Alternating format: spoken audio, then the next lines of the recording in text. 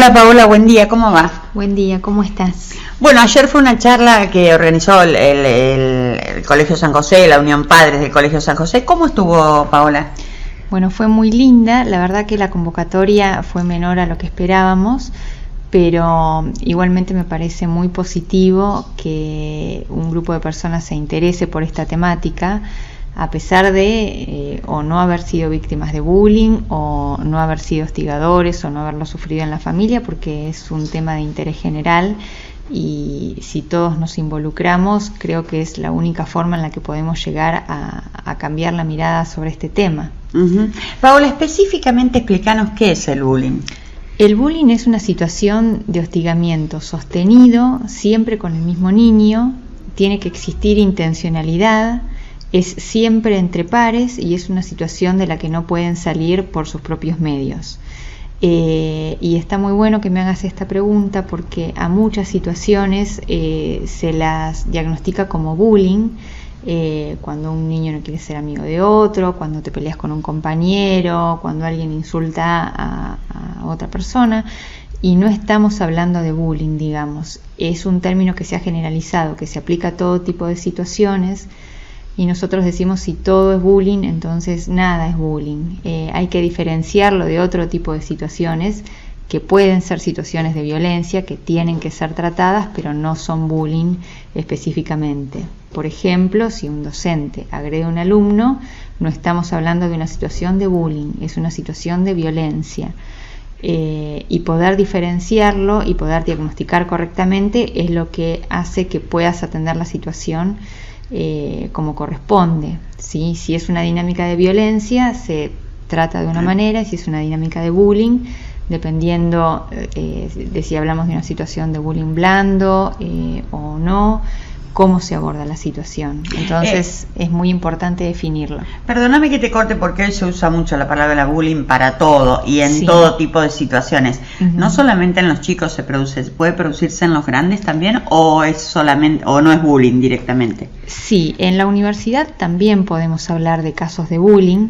Y esto no acontece solamente en la escuela, es en cualquier lugar a donde los chicos concurran con asiduidad, como puede ser un club de fútbol también, una clase de canto, alguna actividad física, a donde los chicos concurran con asiduidad.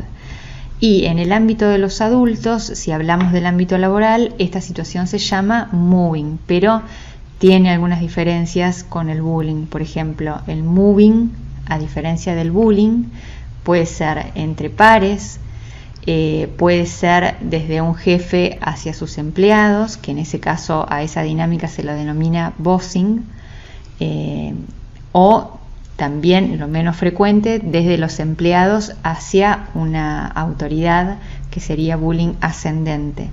Y las motivaciones, hablando en el ámbito laboral, son otras diferentes a las del bullying. ¿Qué motiva a los chicos a hacer este tipo de conductas? Digo, al que es el hostigador, el que persigue. ¿Qué los motiva? Bueno, nosotros decimos que se hostiga porque se puede, ¿sí?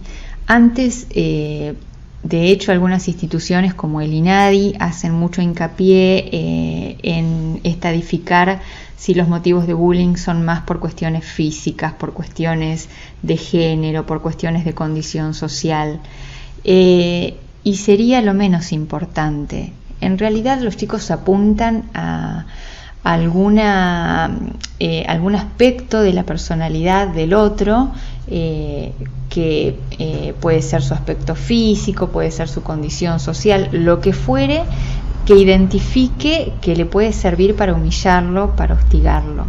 El bullying es un tipo de violencia con estas características particulares, y la diferencia entre violencia y agresión es que la agresión es una conducta natural.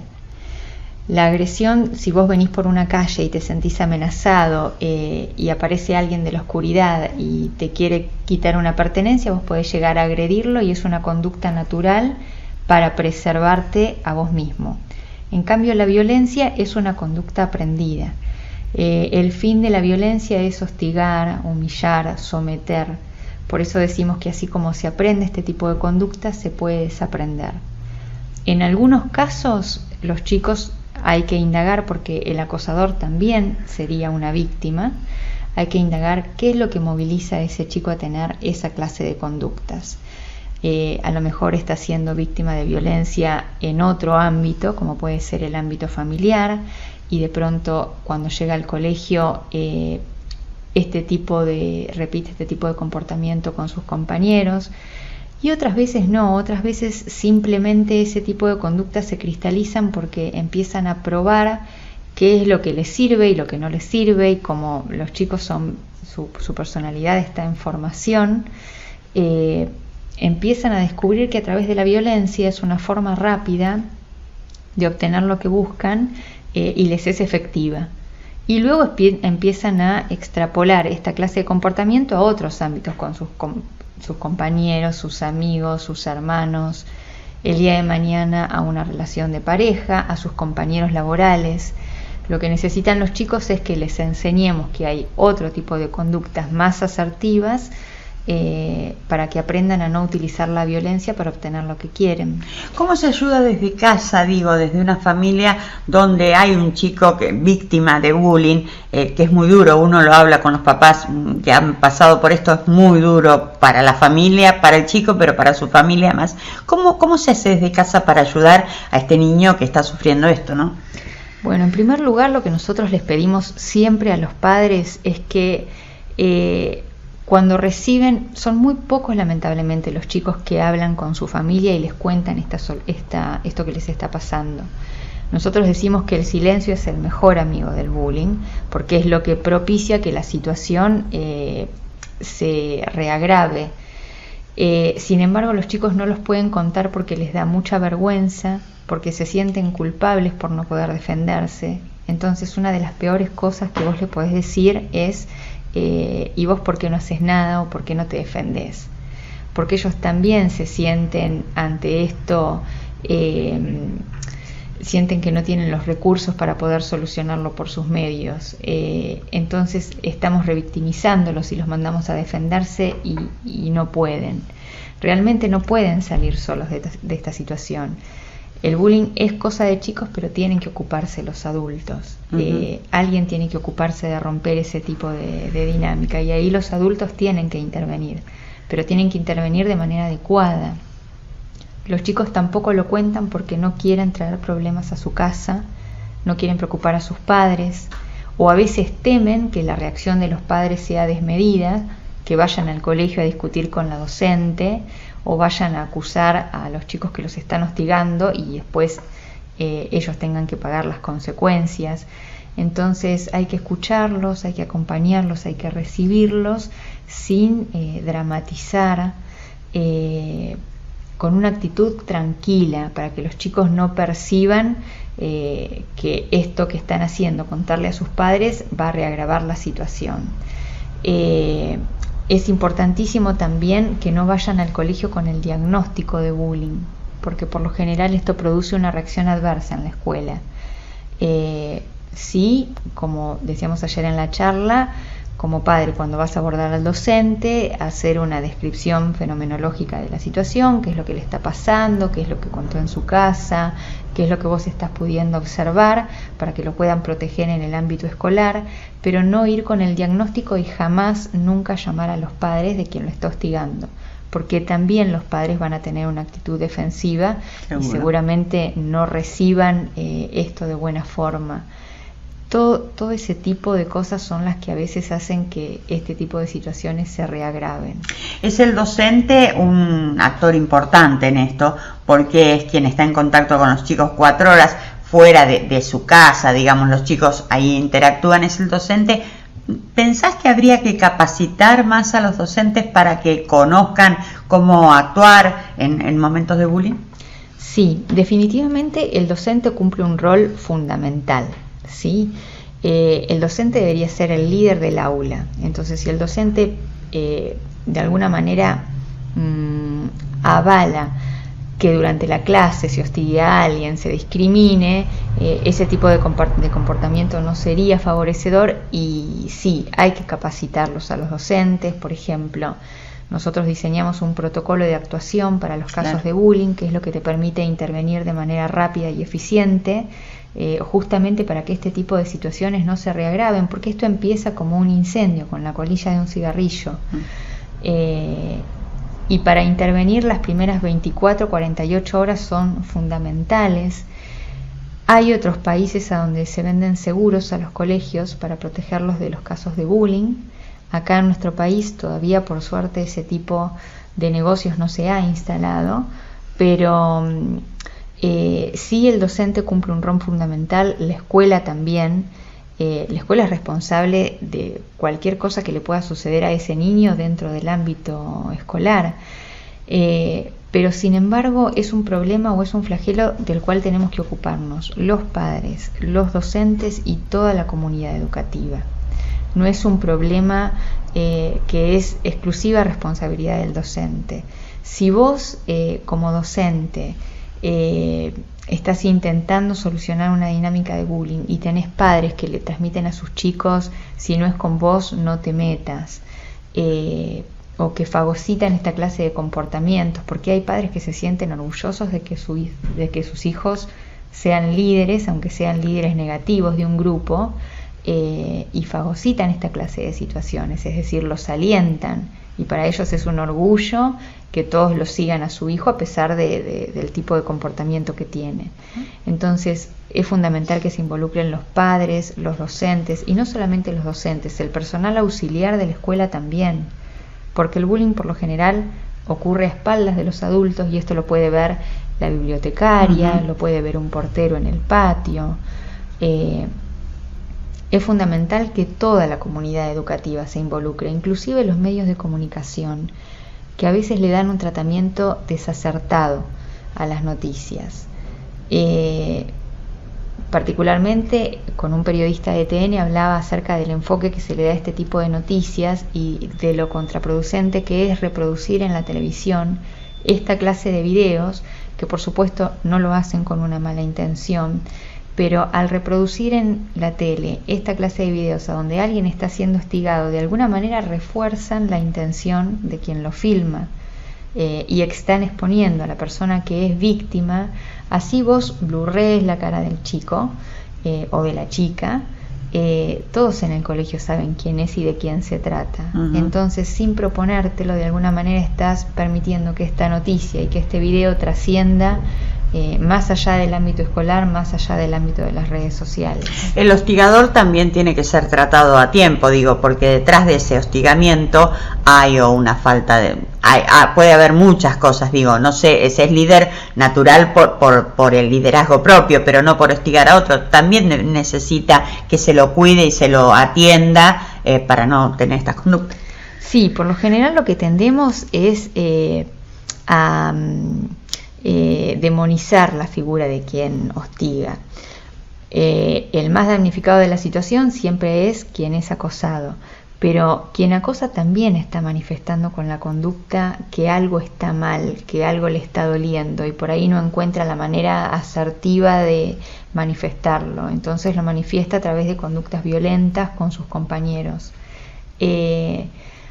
Hay que indagar qué es lo que motiva esa conducta, pero también debe ser trabajado con todos, inclusive con los testigos, porque cuando los chicos presencian una situación de violencia, eso también tiene consecuencias, aunque no estén, no sean u hostigado u hostigador. Los testigos comienzan a aprender a callar, empiezan a naturalizar a la violencia como algo habitual, como algo ante lo cual no pueden hacer nada.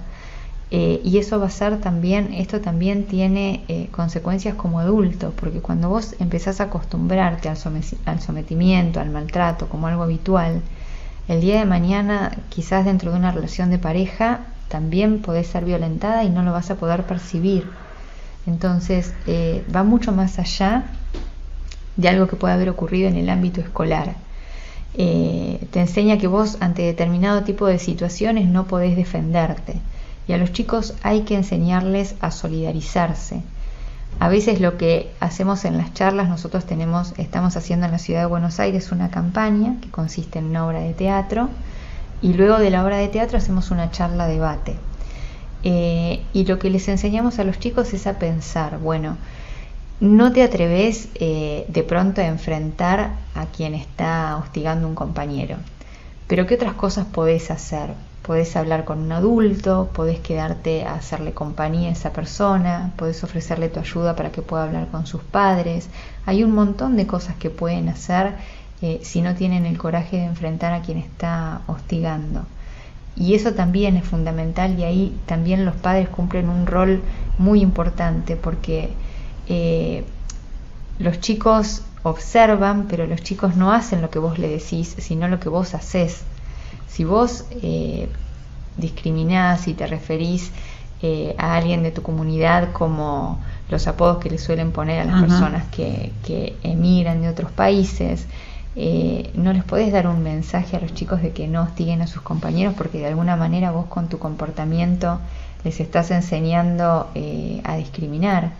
Entonces el papel de los padres es fundamental, y también es muy importante que los padres de quien hostiga a sus compañeros puedan revisar y puedan entender que cuando la escuela te llama por esta clase de comportamientos, te están dando la oportunidad de atender a tu hijo, de prestarle atención, de empezar a revisar qué es lo que está haciendo, que quizás de otra forma no te enterarías, para que ese tipo de conductas no se cristalicen, y enseñar a comportarse a tu hijo de otra forma para conseguir lo que quiere sin utilizar la violencia.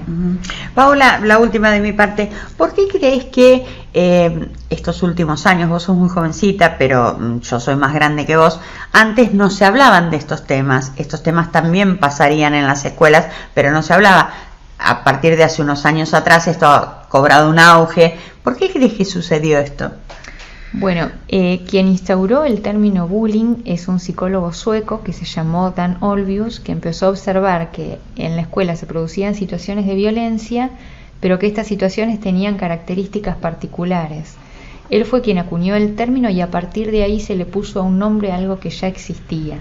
Eso es muy importante, porque antes hablábamos de esto como algo más natural, y de un tiempo a esta parte hay un cambio de paradigma. Dejamos de naturalizar, por ejemplo, las bromas acerca de cuestiones de género como algo normal. Es decir, ahora están censurados en los medios de comunicación esta clase de chistes. Sí, uno ve los humoristas de épocas atrás que hoy serían censurados totalmente. Claro, películas como las de Olmedo y Porcel, que en determinado momento nos parecían graciosas, claro. Ahora estamos teniendo otro tipo de miradas acerca de esta clase de contenidos. A los chistes sobre las mujeres que nos mandaban a lavar los platos, sí.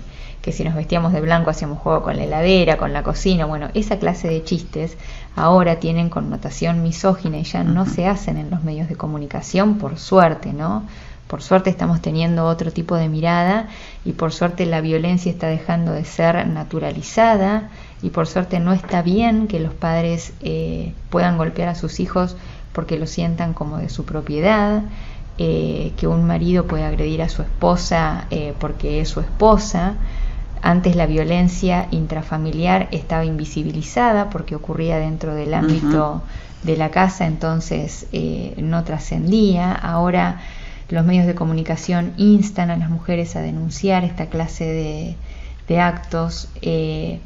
Hay un cambio de paradigma muy importante, pero el bullying es la manifestación de un síntoma social también. Hay mucha agresión, hay mucha menos tolerancia, y esto, la escuela no es un ámbito aislado, digamos. Los chicos vienen de su hogar, de escuchar discusiones entre sus padres, y este tipo de comportamientos tiene repercusiones en lo que ellos sienten, en lo que con las preocupaciones que van a ir a su escuela.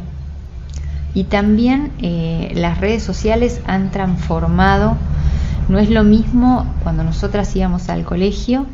Yo mi primer computadora la tuve a los 30 años. Cuando yo iba a la escuela no existía que alguien te agreda a través de las redes sociales. Exacto. Y ahora vos tenés la posibilidad de abrir una plataforma que se llama Twitter, arrobar a alguien y agredirlo gratuitamente, y antes no existía, ni tenías esa posibilidad de que un pensamiento tuyo llegue a tantas personas. o a que se viralice una broma o un meme acerca de alguien, sin demonizar las redes que tienen muchos efectos positivos, también han producido un cambio en la forma de educar a los chicos. Antes los chicos, cuando eran víctimas de bullying durante la primaria, en nuestra época, llegabas a tu casa y el problema se terminaba. Sí, por eso te preguntaba. Actualmente los chicos, inclusive durante las vacaciones, siguen sufriendo los efectos del hostigamiento a través de las redes. Y esto no tiene horario, porque vos podés agredir a alguien a través de las redes sociales, sea la hora del día que sea, y no hay manera de desconectarse ni de aislarse de eso. Entonces son épocas muy diferentes a las que seguramente tuvimos que atravesar nosotras. Gracias, Paola. Gracias a vos.